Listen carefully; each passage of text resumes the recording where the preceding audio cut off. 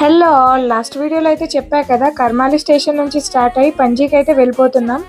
అక్కడ రూమ్ని బుక్ చేసుకొని మంచిగా ఫ్రెష్ అప్ అయ్యి లంచ్ చేసి ఆ తర్వాత మళ్ళీ మేము బీచ్కి వెళ్ళాలని ప్లాన్ చేశాము. చూద్దాం ఏమవుతుందో. మధ్యలోనే క్యాబ్ వాడు ఉన్న క్యాబ్ నుంచి వేరే క్యాబ్కి లగేజ్ని అయితే షిఫ్ట్ చేశాడు. మాకు 1 మినిట్ భయంగా అనిపించింది, బట్ ఆయన మాటలు విని తర్వాత మేము కొద్దిగా కూల్ అయ్యాము. కర్మాలి నుంచి పణజీ వెళ్ళడానికి నియర్లీ 2 అవర్స్ అయితే మాకు పట్టింది. హస్బెండ్ అయితే క్యాబ్ వాడితో ఫుల్గా ముచ్చట్లు పెట్టుకున్నారు.